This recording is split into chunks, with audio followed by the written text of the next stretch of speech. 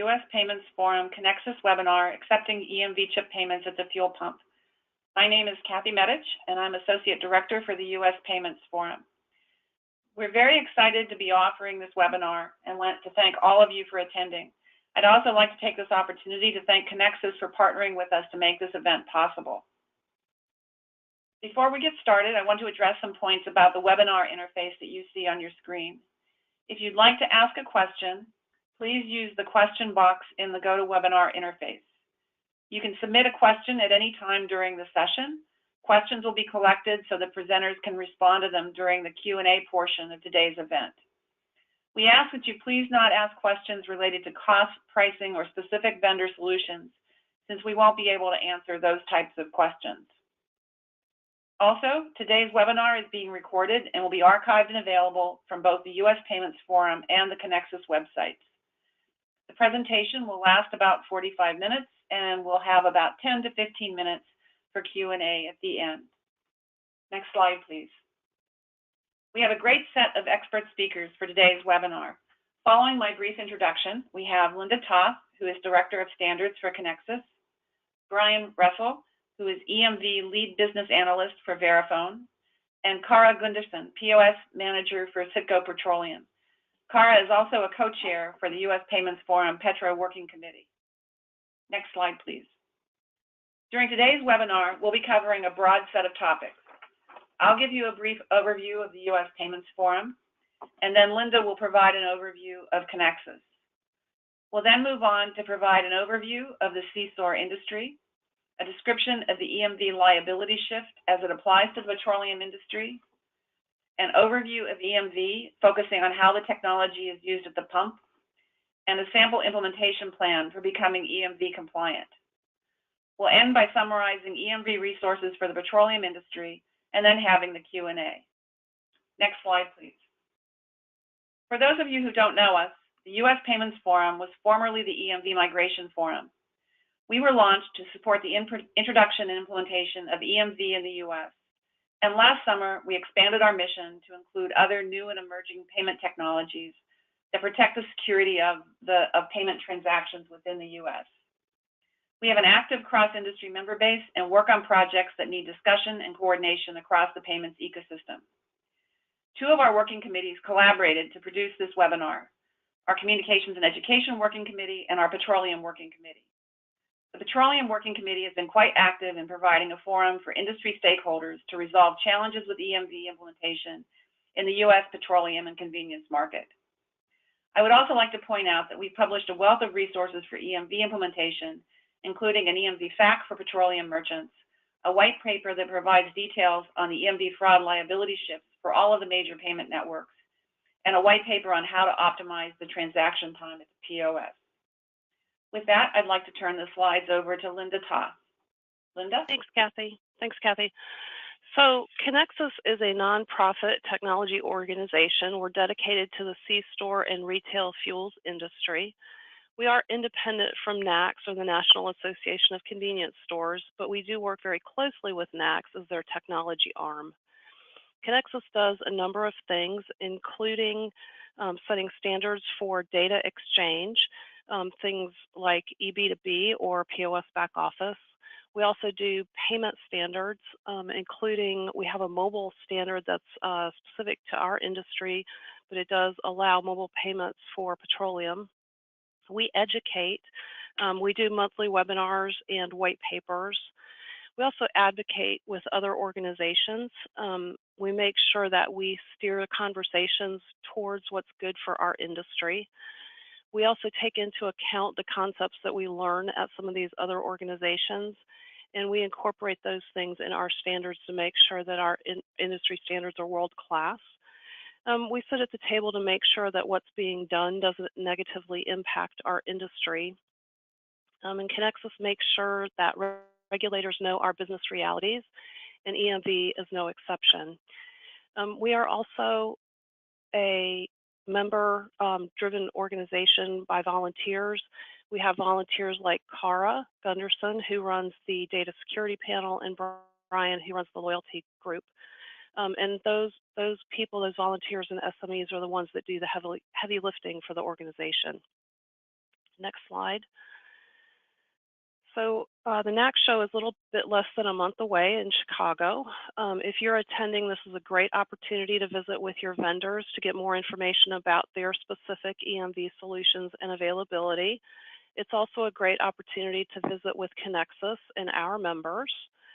We partner with NACs to bring you the technology edge or the tech edge. This includes a whole bunch of good education sessions. We also man the Technology Edge Solution Center, which is in booth 4384. And here you'll have a chance to see some of the latest technology for retail, as well as get an opportunity to ask questions and get additional information about technical issues you're facing, including EMV. Next. So the C-store industry is quite large. Our vertical has a little over 154,000 sites, which is more than our 3 closest adjacent verticals combined. That would be supermarket, drugstore, and dollar stores. And over 80% of our stores sell fuel and therefore are very interested in what's happening with EMV at the pump. So with that, I'm going to turn this over to Brian, who's going to give us a little bit more overview of the C-store industry. Thank you, Linda. I just wanted to dive in a little deeper to the petroleum vertical. As Linda mentioned, there are over 150,000 stores in that vertical, most of which 124,000 of them sell fuel. 40 million people fill up their tank every day at these C-stores, and we do it 4 or 5 times a month. Our C-stores do 160 million transactions a day, and if you think of that, the United States contains 320 million people, so we run about half of the number of people in the country transactions every day. They sell an estimated 80% of gasoline to the tune of $316 billion every year. And in all those sales, 72% of the consumers pay for fuel at the pump with the plastic. So that's what's important here, because that plastic is going to become EMV very shortly. With all that size, though, did you know that over 60% of those stores, that's almost 100,000 stores, are single chain operators, so they only have one store. Another big chunk has less than 10 stores, so a very large percentage of our store population is small independent operators. You guys don't have any IT department, you don't have an EMV task force to tell you how to get ready for this stuff, but you definitely have a lot of questions about EMV. So while the following information we're getting ready to give certainly applies to everybody implementing EMV, what we try to do is focus on the smaller independent operator to answer some of the questions that they may not have the resources to answer on their own. And the first of those is probably when. When do we have to do all this? So I'm going to hand this back over to Linda, and she's going to talk about the EMV liability shift dates. Oops, wrong way. There we go. Thanks, Brian. So you can go ahead and, yeah, there you go. So the important thing to remember about the EMV liability shift is that it's not a mandate by the payment networks. There are financial and other impacts to your business if you don't upgrade to EMV, and we're certainly recommending that you do, but it's important to understand that it's not required by the payment networks. However, if you are a franchisee, they may be mandating EMV, so be sure to check with your oil brand about requirements. The specific dates that are relative to petroleum and convenience stores is October 1 of 2015. So almost 2 years ago, the indoor payment terminals went into effect, and that would include any payment kiosks other than automated fuel dispensers. So that would be things like if you have a payment terminal on your outdoor car wash, that went into effect in 2015. The liability date for AFDs was originally 2017. We did get a 3-year deferment on that to 2020. So that's the important date to keep in mind, is October of 2020. So let's take a look at what the liability shift actually means. Next slide. So very briefly, it means that it shifts to the party in the payment chain with the least secure payment technology. So for example, if a consumer presents a chip card at a mag stripe only terminal, the terminal is the least secure technology, so the owner of the terminal is going to be liable. If a consumer presents a mag stripe card in an EMV terminal, the card is the least secure technology, so in general, the issuer would still be liable. To understand exactly, next slide, to understand exactly who's liable, it really depends on a number of items. So first you have to consider the type of fraud.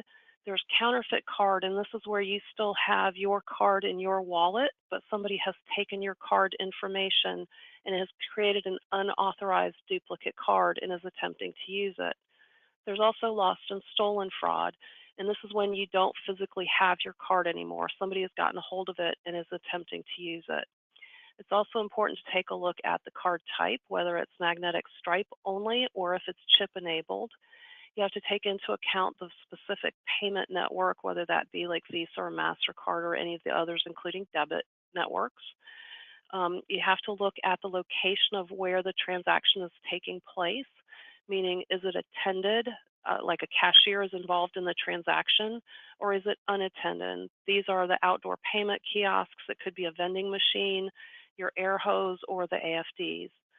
And then finally, you have to take a look at your system capabilities for both terminal and point of sale, meaning are they EMV capable? So next slide.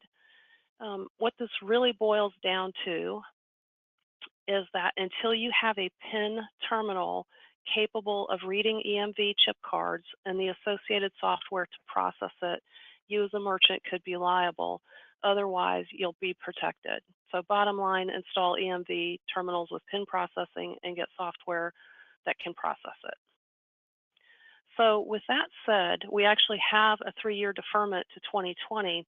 However, effective on the original date, October 1 of 2017, which is coming up, there are some cases where you still might be on the hook financially if you experience a lot of fraud or chargebacks.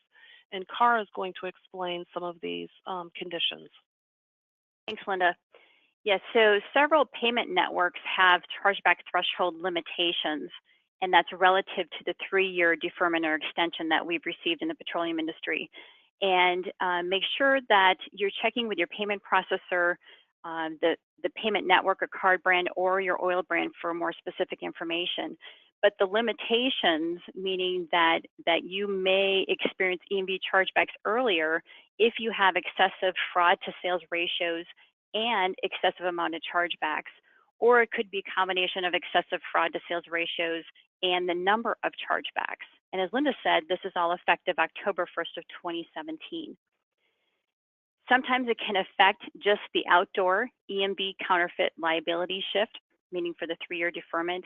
It could also apply, depending on the card brand or the payment network, it could apply to indoor and outdoor, lost and stolen, EMV and non-EMV. And the effects of that and the repercussions could be that you have to instill and install additional fraud management processes. And as I mentioned a few seconds ago, that you could also incur EMV chargebacks prior to that October 1st of 2020 date because you reach some of those excessive chargeback thresholds. You could also see additional penalties and fines imposed on top of the chargeback if you reach those thresholds. And then the timing, depending on where you land in that fraud to sales ratio, you could experience immediate chargebacks, or you could be offered a remediation period. And that again depends on the total volume of the chargebacks. And I would also note that the 3-year extension only applies to US issued cards for some payment networks. And so therefore, if you have cards issued outside of the US, the 3-year extension does not apply to those. So now I'm going to turn it over to Brian, and he's going to give us a little bit more of an overview on EMV. Thank you, Cara.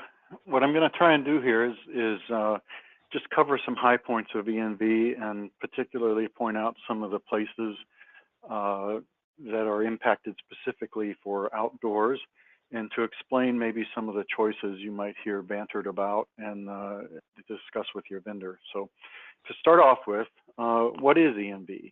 So EMV is a global standard for terminals and chip cards and devices, and it allows communication between that terminal and the chip on the card, which is a microprocessor, in order to process transactions. So the standard defines everything about EMV. It defines the physical placement of the contacts on the card. So you see that little blue square up there. every one of your EMV cards is going to have a contact set of contact terminals that's in exactly that same spot. And that's so that when you insert it into the terminal knows how to apply power to the chip. It knows how to set the clock rates. All kinds of things are specified in that interface. So it specifies that. It specifies how the multiple applications work, the tag usage and the values. And that standard is administered by EMV Co. So all the EMV cards contain a chip. And what that chip does primarily in the functionality of EMV to make it secure is performs cryptographic functions. And that part of the transaction that is used to support the cryptographic functions is dynamic depending on the transaction. So every time those cryptographic values are generated, it makes it a very unique set of numbers that the issuer can validate and that no other card would be able to generate. And that's what makes EMV secure in the sense of fraudulent card use. EMV transactions can also work as contactless. You've probably seen some of these at various stores already. If you look in the corner of the terminal at the bottom of the screen there, you can kind of see the little contactless symbol there. If you see that on your terminal and on your card, there's a good chance that you can run a EMV contactless transaction there. And what that means is you just have to tap your card and not actually insert it into the reader. It still does all the same cryptographic functions that the contact EMV transaction does, but it makes for a faster experience for both the merchant and the consumer. So now that you know what EMV is, I think it's important to understand what it is not as well. So EMV is not a data encryption standard. The cardholder data that's read from the EMV chip is in the clear just as much as a mag stripe would be. So as a merchant, you still need to protect that cardholder data. In essence, the PCI rules that you live by today or live under today are still applicable even with EMV. So if you want to have maximum security for that cardholder data, you still need to do point-to-point encryption or end-to-end encryption or some form of tokenization on top of EMV in order to protect that cardholder data. So the big takeaway here is that the EMV standard itself does not define encryption of the data of the card, but it does ensure that the card is not a counterfeit card. So with that being said, I thought I'd talk about a couple of EMV terms. So if you've ever entered into a conversation about EMV, you probably got snowed under by all of the terms, the AIDs, the CVMs, the tags, the L1s, L2s, ARQCs. What's all that stuff mean? So I thought I'd hit on some of the high points.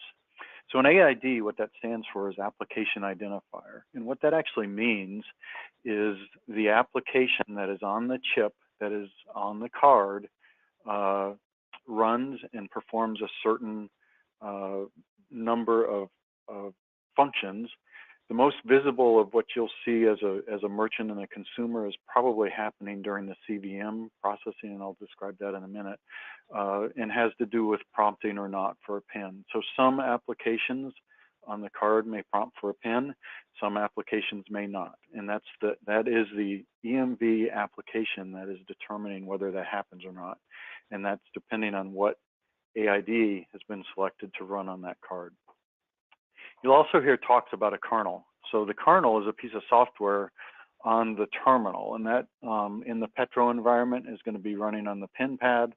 Inside or outside, it's going to be running on the card reader device that's in the pump itself.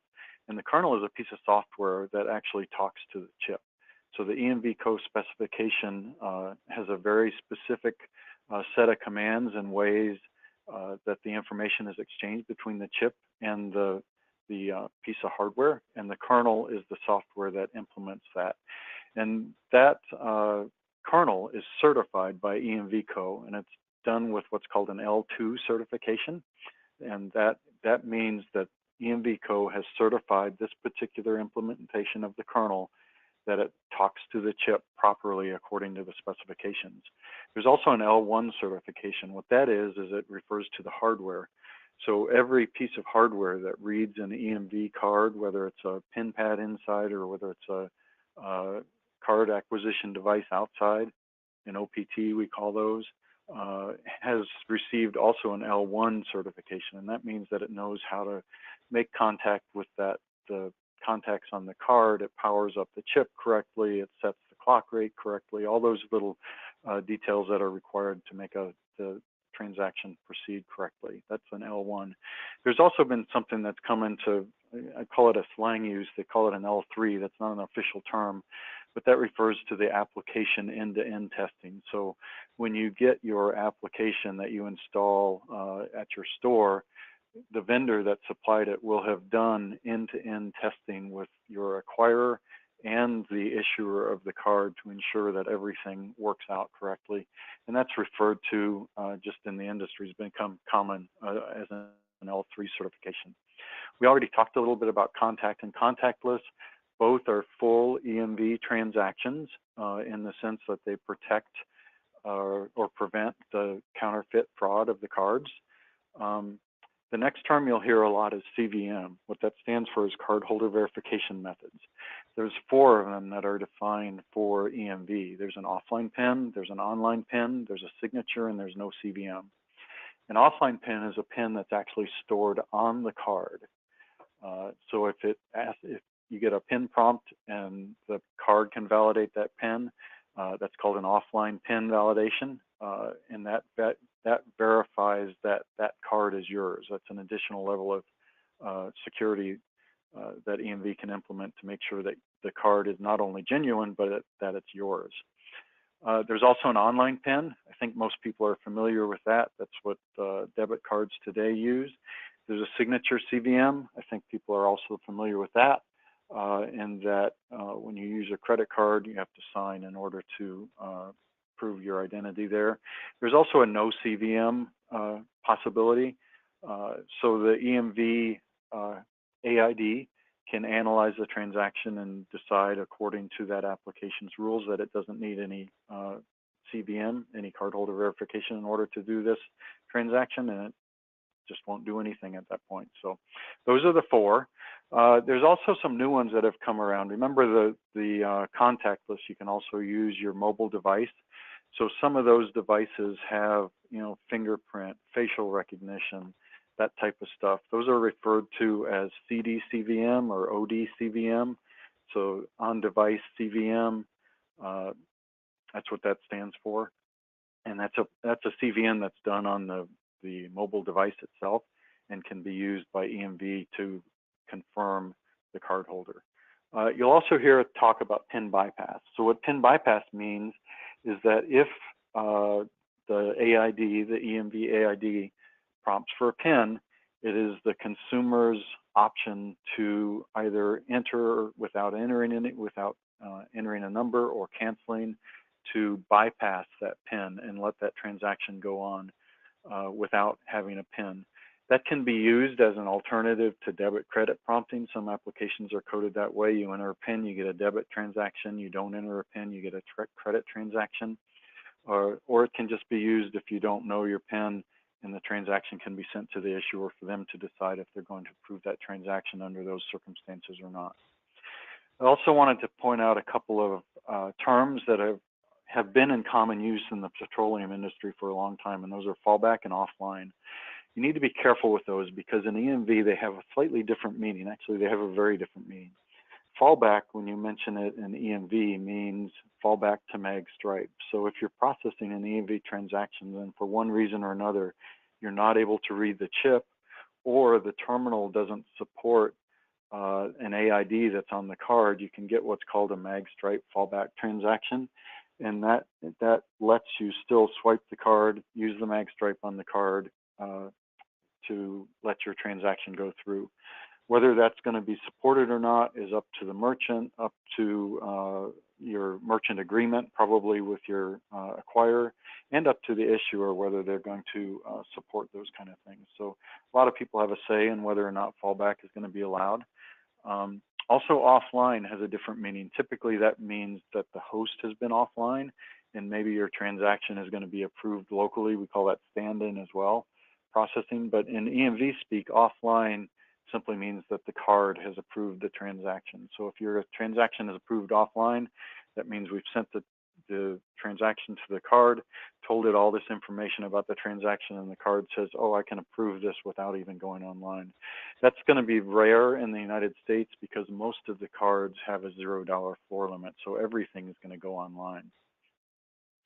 So those are just some of the terms you'll see. Hopefully that'll help you understand an EMV conversation. If it happens in the hallway, you'll at least have an inkling of what they're talking about. So I wanted to talk about a couple of types of EMV transactions. So just like in MagStripe, they can support debit and credit transactions. And I'm speaking mostly in generalities here. There's probably some exceptions to this, but in general, a credit card, a pure credit card, is going to have a single AID, and that's going to be what we call the global AID from one of the 4 major brands, the Visa, Discover, MasterCard, or Amex. All have individual AIDs, and their applications perform as they've been programmed for those particular networks. So they'll have a single AID. All CVMs are going to be possible. So inside, you'll be able to do online PIN, offline PIN, signature, and no CVM. Outdoor, there's no signature. And if you think about that, that's for obvious reasons. There's nothing outdoor at the pump that allows you to sign anything, for one, and there's nobody out there to validate the signature. So outdoor transactions are not going to have a signature CVM. It's one of the differences in the EMV configurations that we do. And today, signature and or no CVM currently predominates in the US. So very likely, if you have a pure credit card, walk into a store, perform a small transaction, it's going to have a signature CVM on it.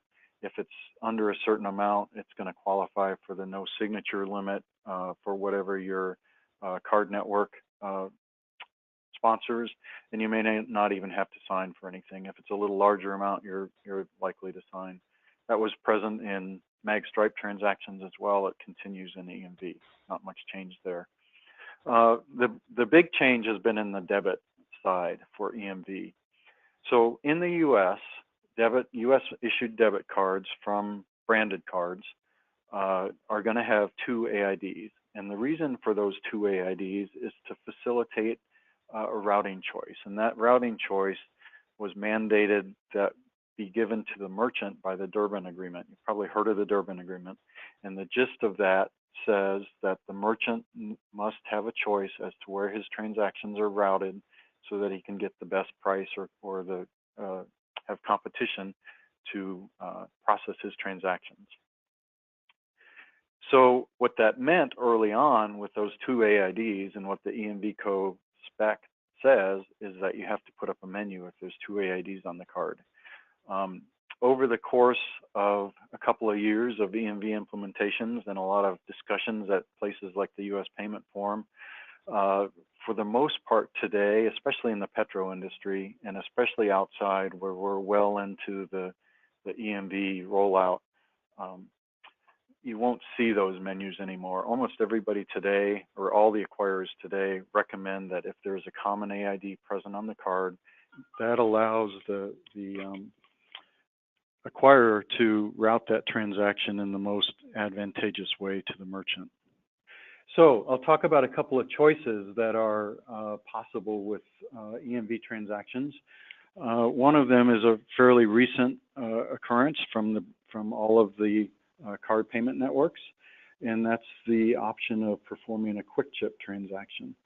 So that's in contrast to an EMV full flow transaction. And one of the things that happens that you'll see different in the EMV transaction is the card has to stay inserted into the reader for the entire authorization time of the transaction. What Quick Chip does is it allows you to insert the card, perform just the EMV fraudulent card functionality, and then remove the card right away. So you don't have to wait for a final amount anymore, which was one of the reasons the card had to stay in the reader. And you don't have to wait for the host authentication anymore, which was the reason that the card had to stay in the reader for the full transaction length. So with those 2 restrictions removed, what the Quick Chip flow allows you to do is insert the card, do the EMV functions, and remove the card, and then go through the transaction as normal. So very, very, very similar to a magstripe transaction in that sense. There's a couple of major benefits to that besides just the decrease in transaction times, which there is a decrease in transaction times. You can get consumers through your lines faster, so all that's a good thing. But the two biggies for the petro industry is that the testing and certification is greatly simplified with QuickChip. The test cases are reduced by, I think, about a third. I may not be exactly correct on that, but roughly a third to a quarter of the test cases are removed for QuickChip.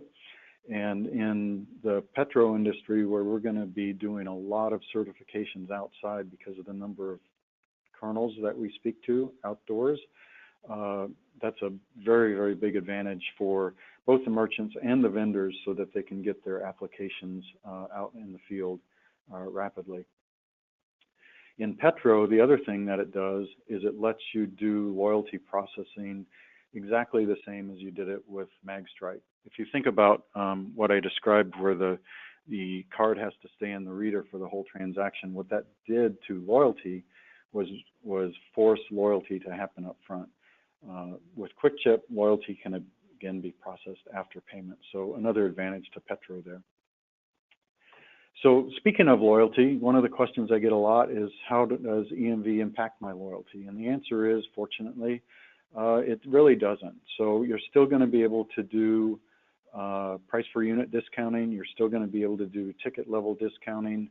I think most vendors will still be available or be possible to do loyalty processing prepayment. And many vendors, if they implement QuickChip, will probably be able to accept loyalty tokens after payment. So the good news there is loyalty is going to function pretty much as it did with magstripe. So the next question I get a lot is about fleet. So there's several ways of handling fleet, or a couple ways of handling fleet. Currently, there's not a lot of fleet EMV cards in the market. They do exist, but there's not a lot of them. And what the vendors are going to do initially will be supporting fleet prompting and product restrictions from the track data that is returned on one of the EMV tags. Tag 57 has track 2 equivalent data, and we'll be looking at the prompt and product restriction data from there to process fleet. There is some work underway by the Connexus group in the U.S. Payments Forum to create a standard for EMV fleet. That's underway. It's nearing completion. What that will allow us to do is process EMV fleet cards using tags from the EMV data, and I'm not going to get into a lot of detail here, but what that really opens up for the petro industry is we'll now be able to encrypt track data without impairing our ability to look at the prompt and the product restriction data on the track because it's going to be an EMV tag. So kind of a double whammy there. We're going to have a standard to do fleet, and we're going to be able to do encryption of the track data. So a little bit of information about how it's going to be different outdoors than indoors. We're still going to do two-part transactions. So those of you that are maybe a little bit more technical understand that in Petroleum we do an auth advice set of transactions. When you do that, we auth for a certain amount. We get a response back that enables us to fuel to whatever amount the issuer has allowed, and then we complete that transaction with a financial advice with the actual amount that was fueled. The card does not have to stay in the reader all the way through fueling. That's another question I get a lot. You can do the authorization, remove the card, and then fuel. And I have an example of that you'll see in just a couple of minutes. I wanted to talk a little bit about the card readers. Some of the card readers are going to clamp your card, and that clamp ranges from light, where you can pull your card out, to it really grabs hold of that thing and you can't pull it out of there until the transaction is done. So be aware of that. Depending on the reader that you have outside, they behave differently. In the US, we're still going to authorize for the maximum amount, so fill-ups are going to be just as they are today. We're not going to have amounts of the fuel like they do in Canada. You're not going to have to pick $10, $20, $50, whatever. It's going to perform just like magstripe did today, or does today. I've talked about the no signature CVM outside, or the fact that we won't have a signature CVM outside. There are, however, a lot of kernels outside, so that is going to complicate certifications for your vendors. That's one of the reasons for the deferment in the liability shift, was that complication. So you've heard about what EMV is. You've heard about the liability shift. So I thought I'd show you a little bit about what it actually looks like when it happens. So I made 2 videos. I've discovered that I'm not Steven Spielberg here, so you'll have to excuse the amateurness of these videos. And they were shot from a development system here in our office, so kind of ignore the actual text of the message. But what I'm going to show first is what happens when a card is removed too soon. So if somebody doesn't know that there's an EMV terminal enabled yet, and they pull the card out like they would normally run an EMV, as you can see that person there did, you're going to get a message that says, hey, we've seen that this is a security chip, and you have to leave your card in until prompted. So that's essentially what's going to happen if you remove your card too soon. And I thought I'd show next what's going to happen if you do the EMV transaction properly. So he's going to insert his card here. This particular card has an offline PIN, so it's going to prompt for that PIN. He's going to enter his PIN. You're going to be able to see the card validate the PIN if you watch real close here. Right there, PIN OK. We're going to authorize that transaction with the host, and then he's going to remove his card, and the message will come up to remove the nozzle and start fueling.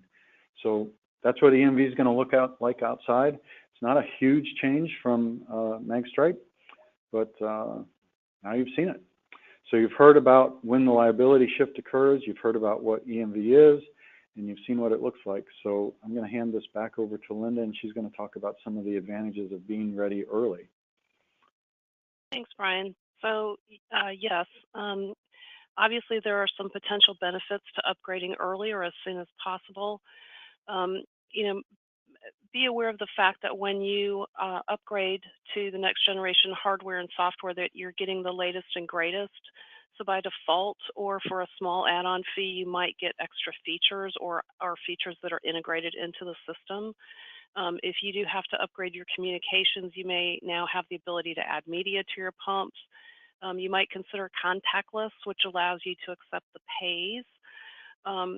Skimming continues to be a problem, and the next generation of dispenser hardware includes proactive ways to mitigate skimming, such as secure access with shutdown or POS alarms for unauthorized intrusion. If you do upgrade early, you won't be fighting with your competitors for availability of equipment and technicians. Remember that you have to have qualified, certified technicians installing equipment and upgrades. The closer we get to 2020, the more in demand they're going to be. Now's a good time to do an image refresh, whether that's simply, you have new equipment and it's shiny and bright, or whether at the same time you do some kind of brand refresh. You've got technicians on the site already. Now's a great time to do upgraded lighting or new signage. Make sure that you take the opportunity to grow and retain market share through positive customer perception. Consumers have these chip cards now, and they're looking at places to use them and will question places that can't accept them. And then remember, even if you don't lose customers, you may be a target for the fraudsters. They're going to be looking for places to use cards, and so you don't want to be that target. And then remember that the longer it takes you to upgrade, the more exposure you have to excessive chargebacks and fees that Cara talked about that'll go into effect in a couple of weeks. So with that, I'm going to give this to Cara, and she's going to walk through a sample implementation plan. Thanks, Linda.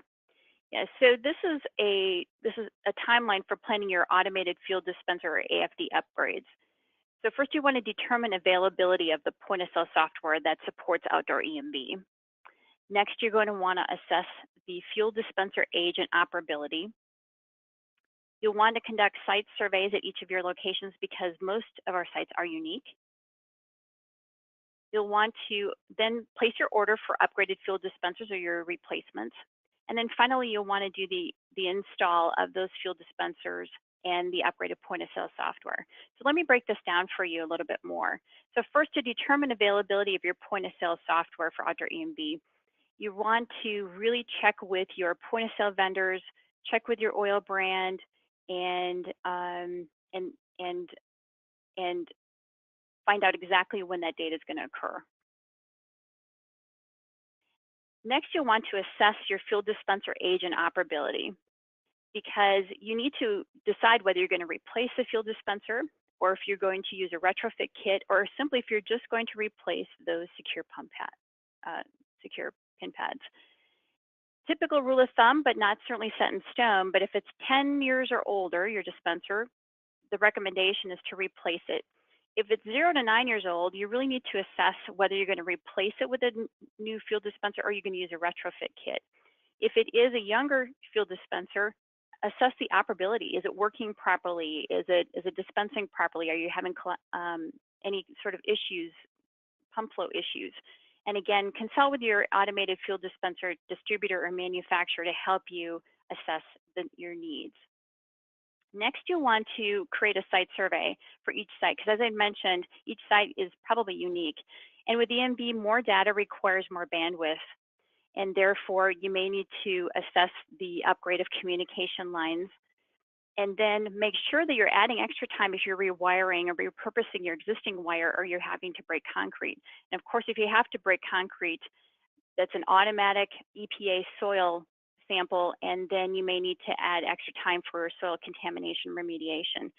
So I would note that if you're rewiring, you have the ability to do such things as taking your existing 2-pair wire and converting them to TCP/IP, or you could rerun cable.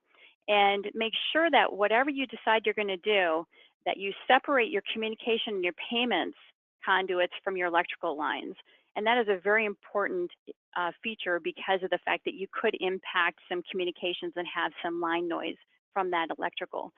So survey the site, again, with your automated fuel dispenser, distributor, or manufacturer, as each site will be unique.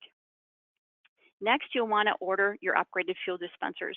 And what I mean by that is consider some of the options. As Linda said, you know, make sure that you can gain additional market share. You may want to add video monitors to inspire in-store sales, 2D scanners in case you want to scan barcodes or QR codes at the dispenser. The fuel dispenser manufacturers have come up with some really great programs for tamper alarms to help you be more proactive against all those skimmers and folks trying to really hack into your fuel dispensers. And then lastly, strongly consider adding near field communications, or NFC, so you can accept payment types such as Apple Pay, Samsung Pay, and Android Pay at the dispenser. And then lastly, you're going to want to go through the installation process and upgrade that point of sale software. So, and again, this is just an example of a time frame. Allow 4 to 8 weeks from order to delivery, and times will vary by manufacturer distributor. Also, demand for equipment and technicians is going to increase exponentially as we approach 2020. Again, allow 2 to 4 weeks for scheduling of those certified technicians, and allow 1 to 2 weeks installation if you're installing new AFDs, or 1 to 4 days installation of if you're using retrofit kits or pin pads. And again, I can't stress enough, work with and consult with your AFD distributor or manufacturer, because they'll be able to help guide you through that process. So this is an example of a beta, or what we call a field trial. And so if you've determined that your outdoor software is available now, and we're already towards the end of September, believe it or not, so then you're going to want to start right away, and I use October to assess your fuel dispenser age and operability, to do your site surveys. Then you're going to want to collect the data and put together a game plan for each site. And that's when you're going to want to place your order for fuel dispensers or your retrofit kits. And then again, then you'll go through the process of installing your fuel dispensers. And again, these are just example of dates, and actual timelines will vary. And this is for just your first site out of the chute, just to get it in trial and get it working, and to work out the configuration. Next, I'd like to focus on a sample rollout. So this is going to be based on a 10-store chain with 1 store every 2 weeks, because they're going to be replacing their fuel dispensers. Again, sort of a, the longer case scenario. So beta testing, we typically want to run it at least 4 to 8 weeks. So if you recall, that started in April of 2018. Then as we roll out EMV, there's going to be some little idiosyncrasies data element issues that were not found in the certification process that really you can find, unfortunately, in the production or the live environment. So allow an extra 4 to 16 weeks to do those POS software fixes and get that point of sale updated. Then we're into June. After that, the new rollout can start. And again, we're doing one store every 2 weeks. So we're going to start in October of 2018. And then we'll finish that in April of 2019. And the reason why it's so far out is you're thinking, well, that doesn't quite add up from a math perspective.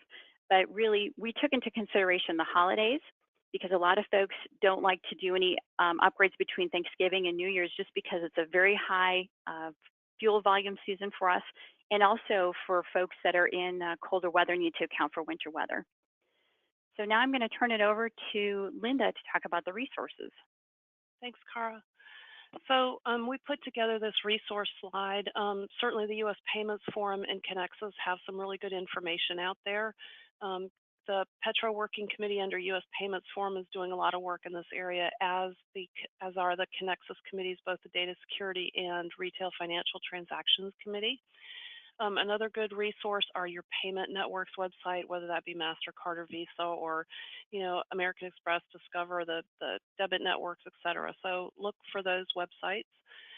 We've listed specifically some of the websites from both the U.S. Payments Forum. They also have the EMV connection, which has a wealth of information.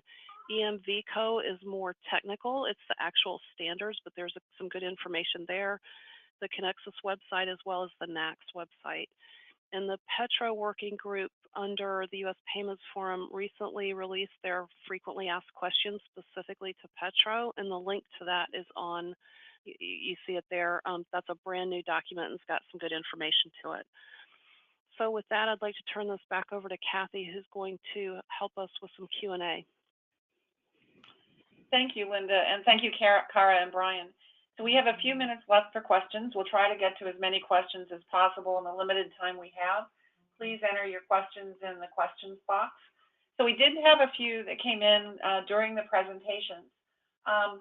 Cara, there were a couple questions related to fraud monitoring and what fraud monitoring services are available from the payment networks, and what other tools can be used to help deter fraud. Certainly.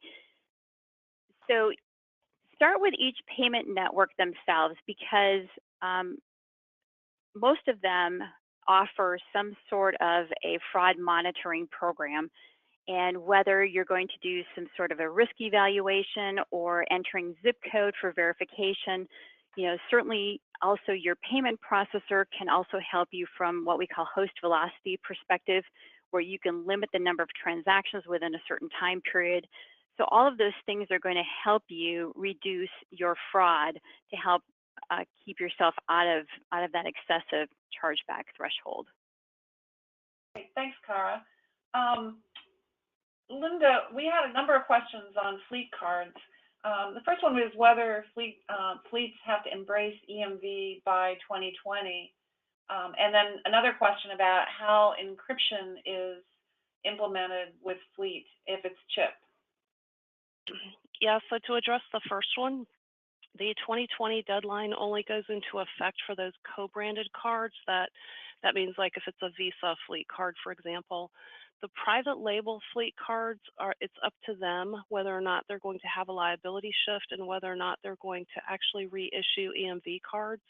I know that a good majority of them are considering it and have a game plan in place, but they haven't formally announced any liability shift dates or when they're going to start to reissue cards.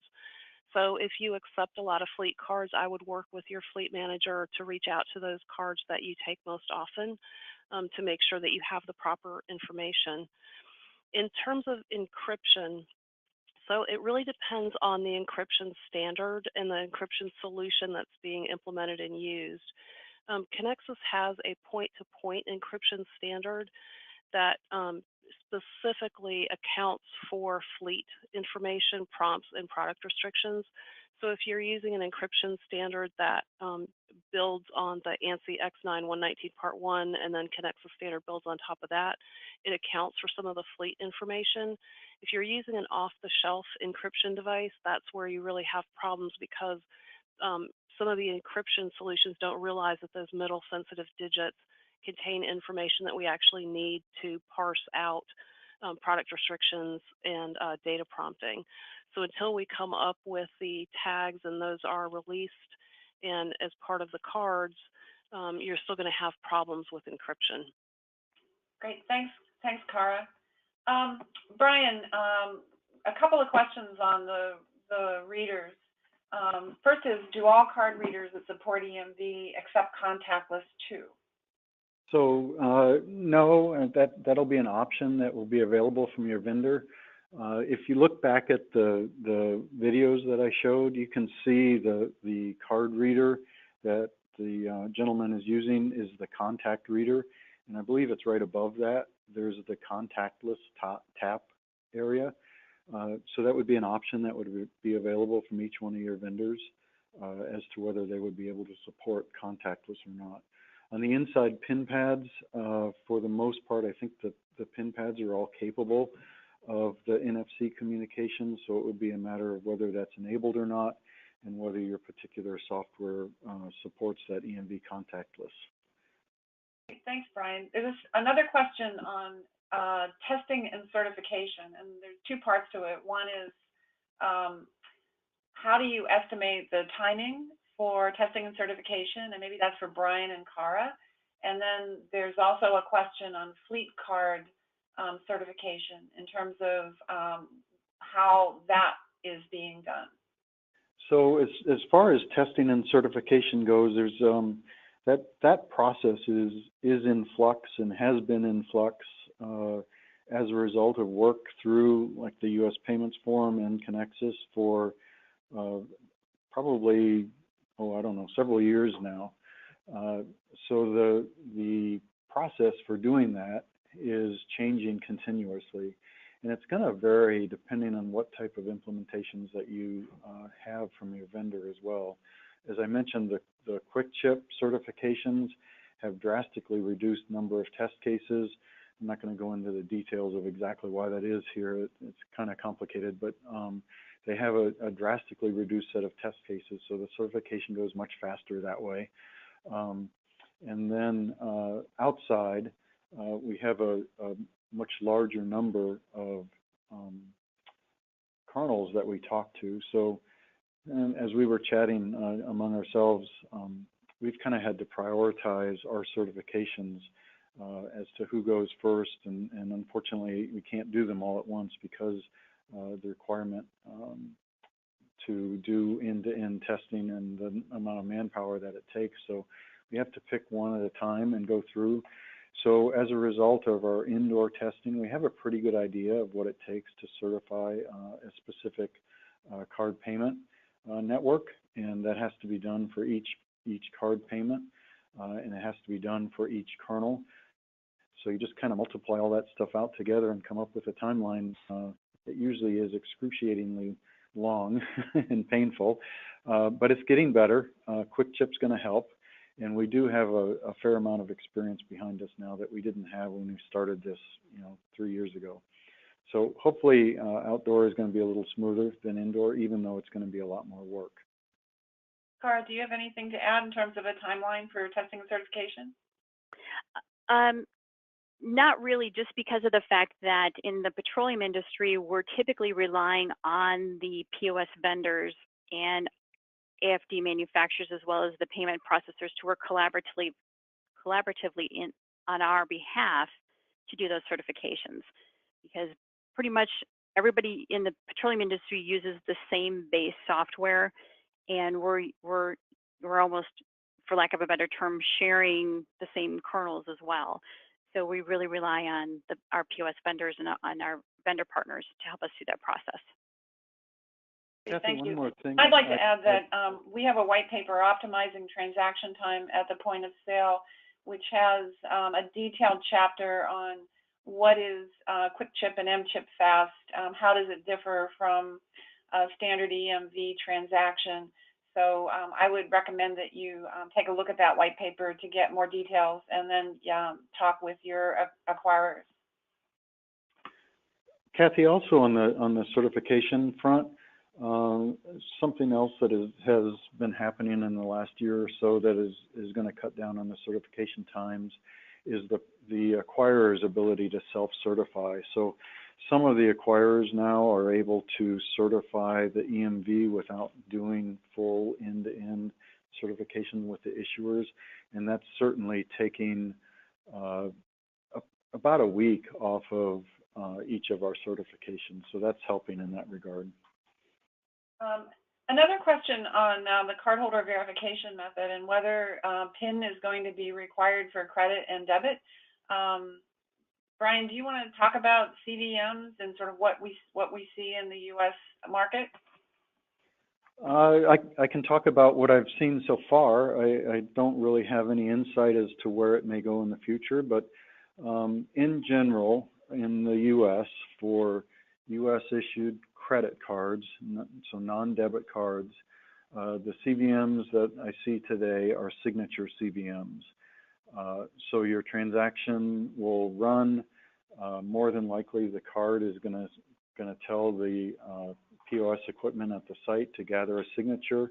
And then something I didn't mention, the small signature or signature limit rules still apply with EMV. So even if an EMV card tells us to gather a signature, we can still look at the